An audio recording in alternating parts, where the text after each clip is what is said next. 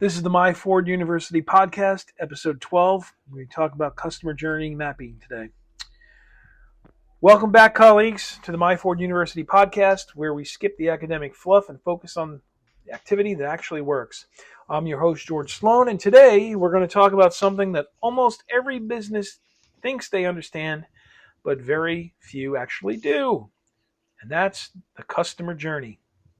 Now, before you roll your eyes, thinking, yeah, I got a funnel and I got some email automation, I'm good. Let me challenge you. If your leads aren't converting, if your customers aren't coming back, if your buyers aren't referring anyone, you don't have a marketing problem, you have a journey problem. So today, I'm going to show you what a customer journey is, why it matters, when and where it happens, who needs to understand it, and most importantly, this is what we focus on the most here, how to map it like a pro. So, let's dive into it. What is a customer journey? Here's the simplest definition I use. Ready? Customer journey is what your buyer thinks deals does.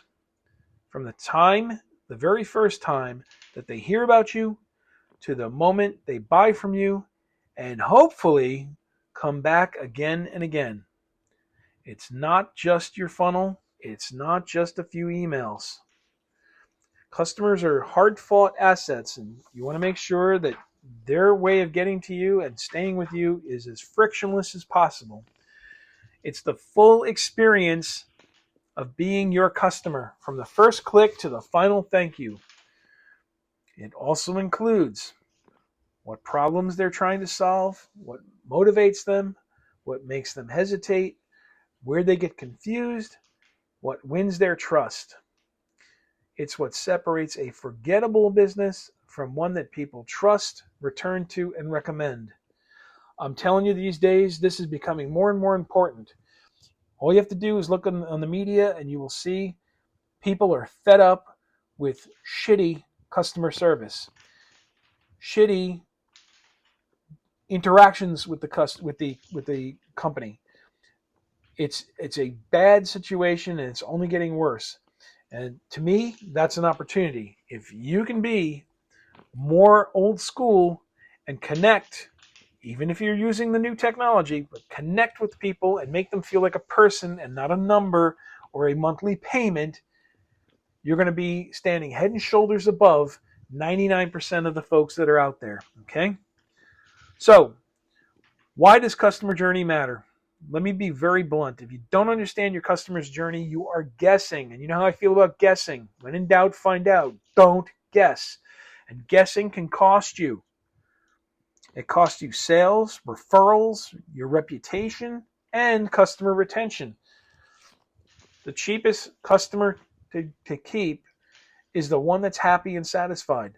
You spend a lot of time and money getting them into your business, and it's better to keep them because you have to go out and find new ones. It's more expensive, more difficult.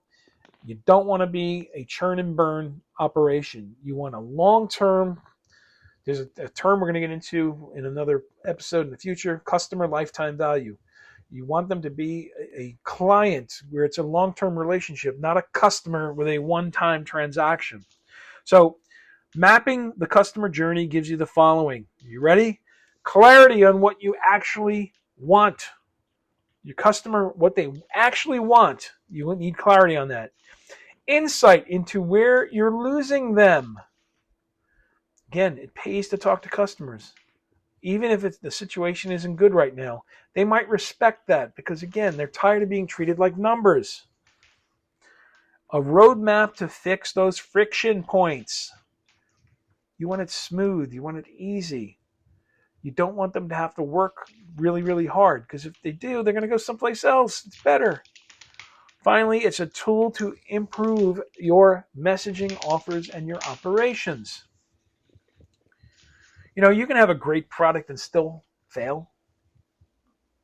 Really. If you're not aligned with how the customer makes their decisions, you're opening yourself up to losing them or having someone come in and take them. It's really about empathy. You have to be very tied into them. It's about strategy. and it's about making smart, targeted adjustments that lead to real results. Okay, when and where do you want to look at the journey as it happens? Okay, how do you, or when should you be mapping your customer's journey? The short answer, if you haven't done it yet, it's right now. What are you waiting for? Just start doing it now. Especially you want to do it especially before you launch a new product, during a rebrand or a website redesign, when you're building your first or next funnel. Again, I recently told my wife, sit down and have coffee with a couple of your better customers. The ones you want more of, talk to them and find a way to get more of them, because birds of a feather flock together. We talked about when you're building your first or next funnel. If sales or retention are stalling, I mean, you may have other problems, but clearly you're not connected with your customers. You need early warning signs. Finally, if you're onboarding a team that talks to customers, if you're hiring folks that are going to be front client-facing with the customers, you want to talk to them and really drill into them in onboarding on how to talk to customers. So, where does the journey happen? Everywhere. It's not like the old days. It happens everywhere.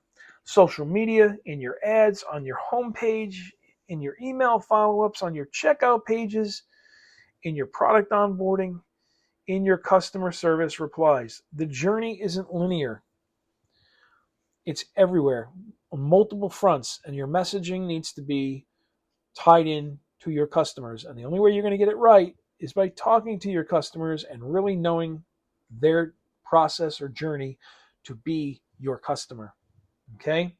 Your buyer might bounce around for weeks before they ever decide, and your job is to build a clear path and support it every step of the way and continue to do that process on an ongoing basis.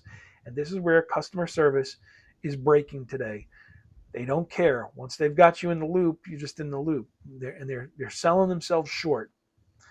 I've recently broken off a long-term relationship with a certain company because I was sick and tired of feeling like a number after decades of being with them.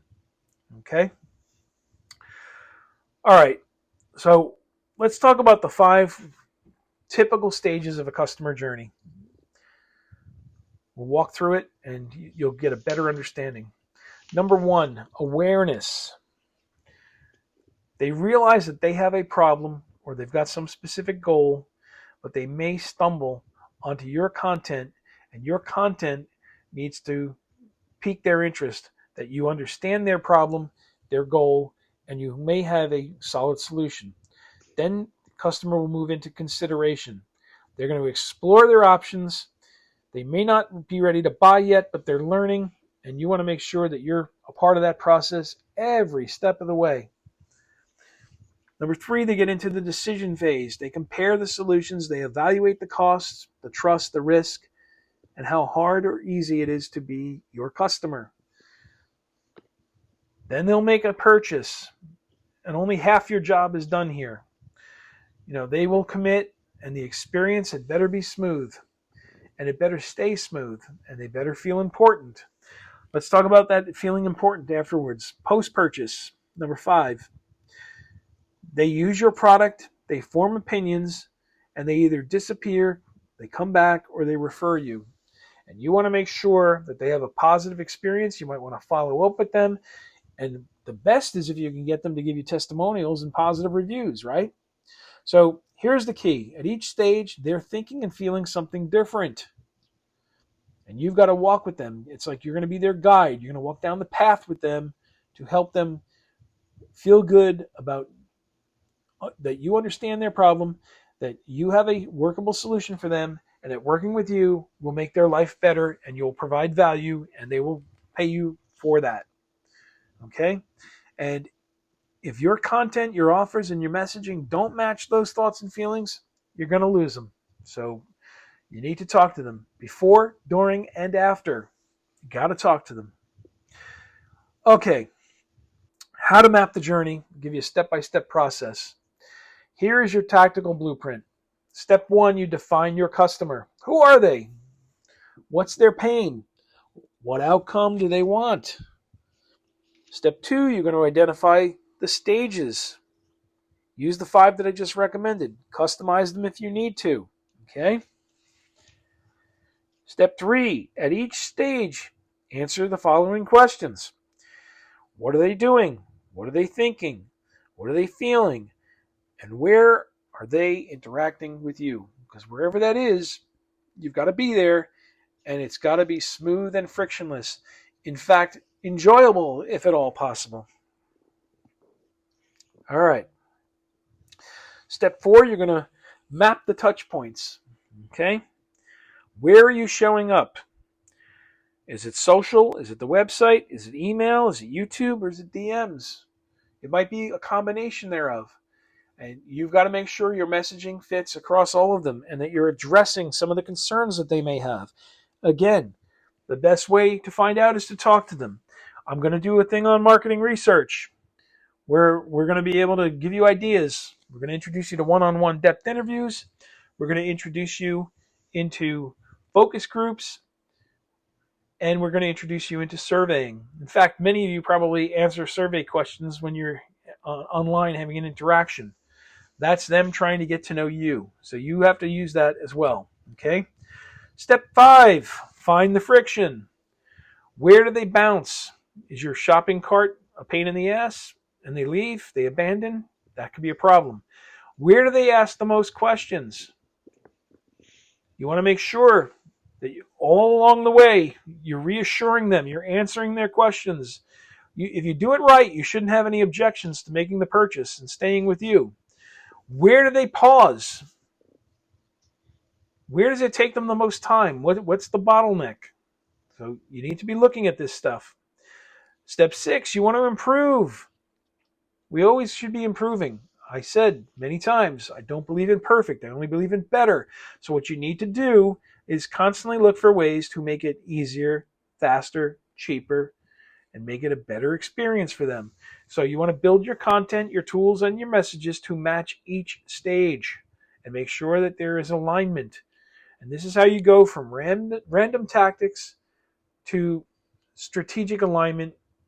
Again, all steps, all stages, all phases, and the message is consistent. Okay. We'll give you a simple example. Let's say you run an online coaching business. Your customer journey might look like the following. Awareness. They hear your story on a podcast. They're curious. Consideration. They download your free guide. They read a few emails. Then they might make a decision. They check the reviews. They watch your webinar. Then they might make a purchase. They sign up. Or maybe they're seeing a promo or a payment plan. After the purchase or post-purchase, they're going through your onboarding. They feel supported. They refer a friend. Again, you want to make it smooth, seamless, frictionless is the word. Now imagine if your follow-up emails didn't answer the right questions at the decision stage, or your onboarding felt cold or clunky. You will lose a good customer.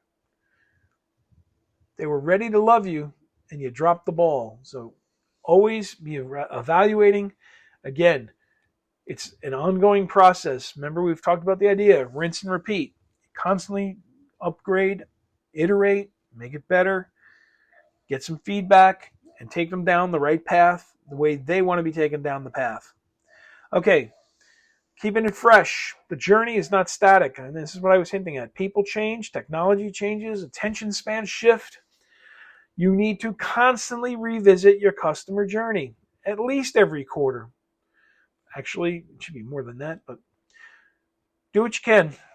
If you're not doing it at least quarterly, you're missing the mark. Anytime there's a major change to your offer, your pricing, or strategy, you should be checking it out, getting some feedback. Talk to real customers, survey them, look at their behavior in the analytics, and refine. Iterate, iterate, iterate. Always make it a little bit better. All right, let's wrap this up. It's now your move, okay? If you've been trying to grow your business through funnels, ads, or content, whatever, but nothing's quite clicking. Map your customer journey. You now have a framework to do that. So what you want to do is get to know your buyer and then your eventual customer. Because when you think like your buyer, you build better products, better marketing, and better businesses. So here's your homework, if you will. I hate saying it that way. Here's an action plan for you. Pick one of your customers, pick a type or a persona, write out 5 key stages of their journey, and for each stage, ask the question, what are they doing? What are they thinking? What are they feeling? And where they are interacting with you. Again, put yourself in their shoes. Look through their vision. Don't use your preconceived notions. You want to look for the gaps. And wherever that gap is, that's your opportunity to improve and grow. Again, if you're missing the mark or if there's some kind of a disconnect, you need to get it fixed. Because if you don't, you're going to lose them. And you spent so much time getting them in. And if it happens up in the front of this whole process, they may not come in. So again, it's super important.